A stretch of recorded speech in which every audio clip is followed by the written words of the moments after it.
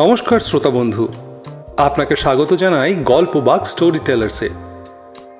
গল্পবাগ story tailors, যার অন্দরমহল সাজানো হয়েছে বাংলা এবং বিশ্ব সাহিত্যের বিভিন্ন মণিমুক্ত দিয়ে।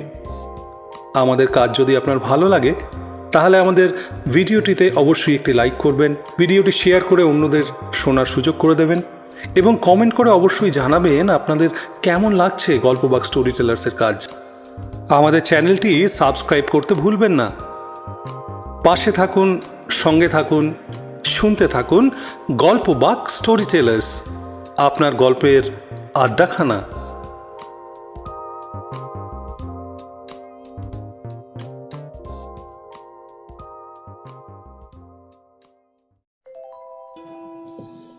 তোমার ঘরকন্যার কথা শুনতে বেশ লাগে। শুনতে শুনতে খুব প্রত্যাশিতভাবেই আমি তোমার গৃহস্থালির অংশ হয়ে যাই। চাইলেই তুমি দেখতে পাবে ঘরের প্রতিটি আনাচে কানাচে আমার অদৃশ্য উপস্থিতি, যেন যুগ যুগ ধরে তার প্রতিটা কোণ আমার অপেক্ষায় ছিল। আমার ছোঁয়া পাওয়ার জন্য চাতকের জীবন কাটাচ্ছিল তোমার শোবার ঘর, বসার ঘর, ওই যে রান্নাঘরের মশলার কৌটোগুলো, ওরা আমার বড্ড কাছের। তোমার ঘরের প্রতিটা বইয়ের সাথেই হয় আমার অবসর যাপন। তোমার রেডিও আমার প্রাণ শক্তির উৎস।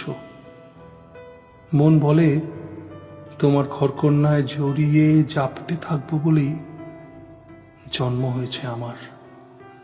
তোমার কানে কানে প্রতি মুহূর্তে বলি, তোমার মধ্যেই আমার বেঁচে থাকার সার্থকতা।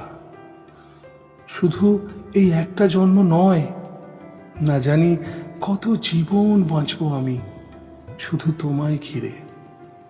তুমিও আদরে যত্নে ভরিয়ে রাখো আমায়, কখনো প্রশ্রয় দাও, আবার ভুল করলে শাসনও করো। আর আমি যেন রিফিউজির মতো কাঁটা তারের বেড়া টুককে ঢুকে পড়েছি তোমার বলয়ের মধ্যে, যে বলয় একান্ত আমার শান্তির নীড়, যেখানে কোনো দুঃখ, কোনো কষ্ট আমার মনের কাছে ঘেঁষতে পারে না, স্পর্শ করতে পারে না আমায়। আমার ফেরার পথ নেই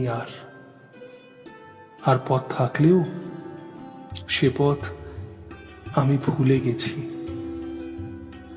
স্বেচ্ছায়।